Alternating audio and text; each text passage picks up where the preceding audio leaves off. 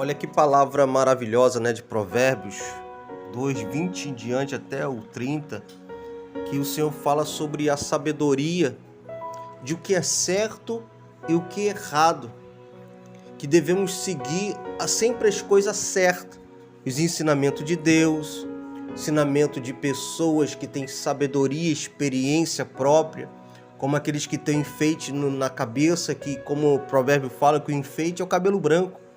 São experiências que vai nos ensinar o caminho verdadeiro que devemos andar, com conselhos bons, nas práticas boas.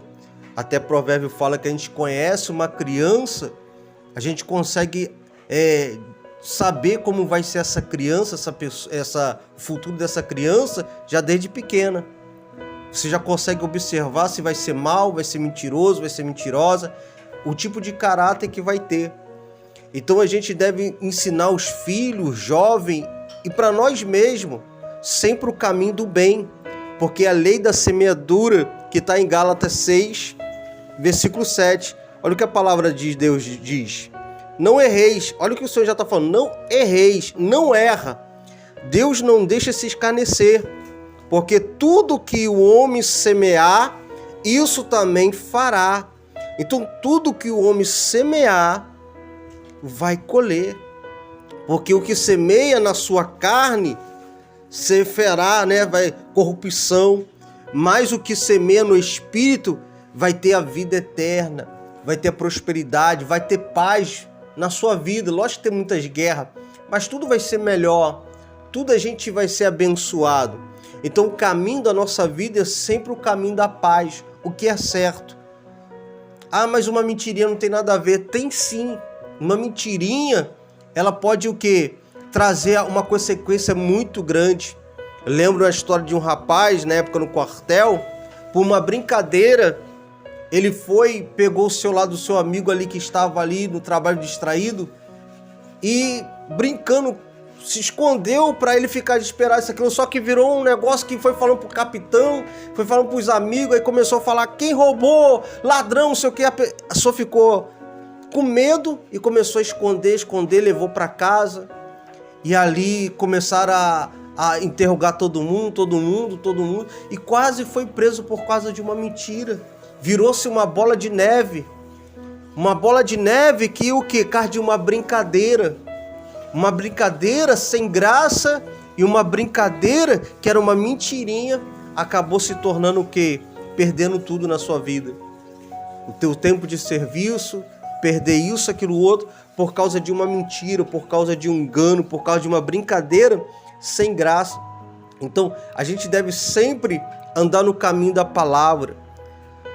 Como o Salmo 1 fala, não sentando na roda dos escarnecedores, aqueles tolos que odeiam a sabedoria, odeiam os conselhos bons, mas esses tolos, o caminho deles são o quê? A desgraça, o sofrimento, morrer cedo, estar dentro de uma cadeia, passar fome, necessidade. Mas aquele que ama a sabedoria, ele prospera.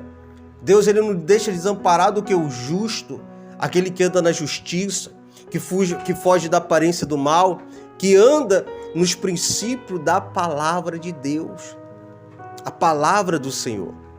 Muitos só querem, como eu repito e falo mais uma vez, muitos só querem oração forte, querem isso, querem aquilo outro, mas não querem o conselho da palavra. Não querem ser orientado na palavra, não querem ser confrontado. Mas para a oração ter efeito, precisa ser o quê? Semeado a palavra, precisa confrontar na palavra. Precisa o quê? Reconhecimento, arrependimento, largar a prática do pecado. Aí sim a oração tem efeito, aí sim a oração é poderosa. E aí não precisa gritar, orar 1 hora, 2 horas, uma oração simples. Se perdoa os pecados e Deus faz o milagre. Por causa do quê? Do arrependimento, por causa da entrega. Mas a entrega ela vem pelo ouvir a palavra.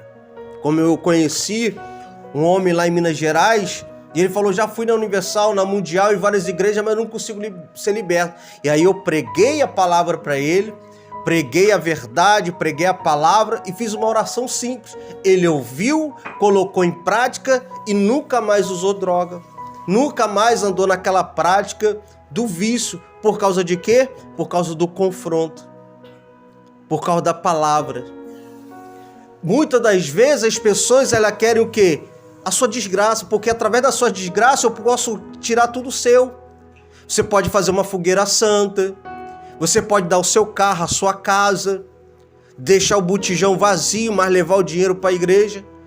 Não, Deus ele não quer o seu sacrifício, Ele não quer o seu tudo, mas Ele quer só a sua obediência, o seu coração, a sua entrega, a sua fidelidade, o quê? De amar Ele em prioridade na sua vida, fugindo da aparência do mal. E como é que mostra que ama uma pessoa?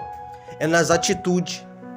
Amar a Deus é na atitude, é largar o pecado, é largar o erro, é largar a vaidade, é largar a avareza, é largar os prazeres desse mundo e andar na sabedoria de Deus. Muitos dizem que amam a Deus, mas que creem em Deus, mas não querem a sabedoria, não querem a palavra. E quando aqui fala mesmo, quando pedir socorro a Deus, Deus não vai ouvir. Quantos estão morrendo num avião, que o avião está caindo? Igual a Mamona, que conhecia o Jim, conhecia a palavra. Quanto ali na hora caindo, não gritou por Deus, pediu perdão, isso, aquilo, outro, mas morreu. Por quê? Porque já era tarde demais. Deus é amor, mas tem limite. Deus é ira, fogo consumidor. Ananias e Safiras, por quê? Pecaram e omitiram. Deus não obrigou a eles a dar tudo, mas eles falaram, não, Deus, fazemos um voto, vamos dar tudo para o Senhor. Chegou lá e mentiu para o Espírito Santo e morreram. Não faça voto ao Senhor. Se faça, não seja como um tolo, cumpra. Mas Deus ele não quer o seu voto, a sua entrega, como eu falei, dar o seu tudo, a sua casa, o seu carro, deixar passar fome, isso, aquilo. Não, o seu voto, Deus ele quer somente a sua obediência. Ele quer a sua obediência. Seja obediente a Deus, que Ele vai entrar com a providência. Semeia coisas boas, anda na palavra, foge dos escarnecedores, foge dos mentirosos, foge daqueles que te atrapalham diante do Senhor. Amém? Vamos orar? Pai, em nome de Jesus, que vemos fugir da aparência do mal, que vemos sair daqueles que nos contaminam, mas que vemos a partir de hoje semear coisas boas, semear coisas da Tua vontade, coisas que agradam ao Senhor, que vemos ouvir a Tua sabedoria e vemos, meu Pai, semear e andar no Teu caminho e na Tua vontade e no Teu querer. Senhor, em nome de Jesus, perdoa nossos pecados, perdoa nossas falhas, perdoa nossos erros diante do Senhor. Dependemos de Ti e a Tua palavra é lâmpada para os nossos pés.